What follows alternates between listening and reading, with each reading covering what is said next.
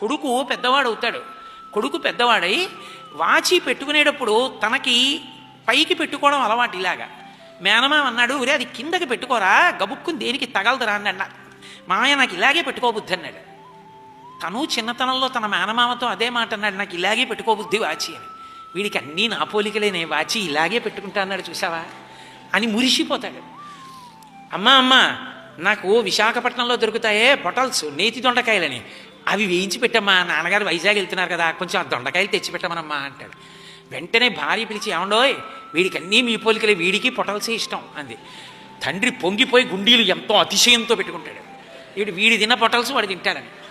ఎంత ఆనందం ఆ కొడుకుని చూసుకుంటే, తన ప్రతిరూపాన్ని చూసుకున్నట్టు మురిసిపోతాడు తండ్రి. దశరథ మహారాజు గారికి 60,000 సంవత్సరాల వయస్సు వచ్చి వృద్ధుడైపోయి ఒళ్ళు ముడతలు పడి ఆసనం మీద కూర్చుని సుమంత్రుణ్ణి పంపించాడు రాముణ్ణి పిల్లని. రథంలో వచ్చాడు. వస్తూనే తండ్రి గారిని అంత దూరంలో చూసి 2 చేతులు కైమోడ్చి గబగబా వచ్చి ప్రవర చెప్పి, రాఘవవర్మణహంభో అభివాదయే, రామచంద్రమూర్తిని నమస్కరిస్తున్నాను అని నమస్కరించి నించున్నాడు. నాన్నగారు ఏమీ ఆజ్ఞ అని చెప్పలేదు దశరథుడు. అలా చూస్తున్నాడు కొడుకు వంక. ఏమిటి నాన్నగారు అంత సంతోషంగా అలా చూసుకుంటున్నారు పిచ్చి అయినా అని చూస్తున్నాడు రాముడు. దశరథుడికి మనసులో అనిపించిందిట, అలంకృత్వమివాత్మానం, అది ఆదర్శ తల సంస్థిత.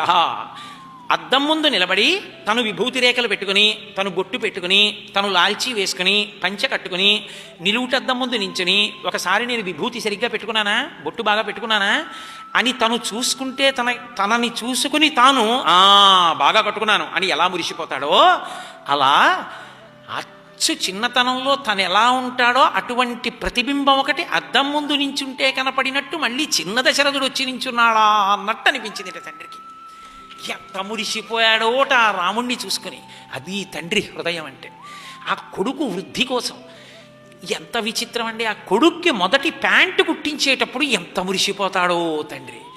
ఆ ప్యాంటు కుట్టించి ఇది ఇలా వేసుకోవాలరా అని, వీడు ప్యాంట్ వేసుకున్నాడే, వీడు పెద్దవాడయ్యాడే అని వాడు టక్ చేసుకుంటే, వాడు బెల్ట్ పెట్టుకుంటూ ఉంటే, నా కొడుకు పెద్దవాడైపోయాడు, నా కొడుకు పెద్దవాడైపోయాడని ఎంత పొంగిపోతాడో.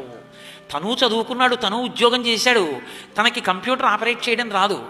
ఒరే నెల్లూరు వెళ్ళాలరా ఉపన్యాసానికి అని ఎవరినో పిలిచి, ఏమయ్యా స్టేషన్కి వెళ్ళి టికెట్ పట్టంటే, ఎందుకండి నాన్నగారండి నేను తీసేస్తాను ఉండండి అని వాడు గబగబా కంప్యూటర్ మీద కొట్టేసి, నాన్నగారండి ఇదిగో ప్రింట్అవుట్ టికెట్ అని ఇచ్చేసాడు.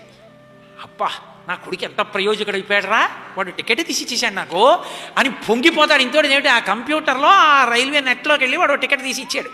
ఎంత పొంగిపోతాడో తండ్రి. తనకి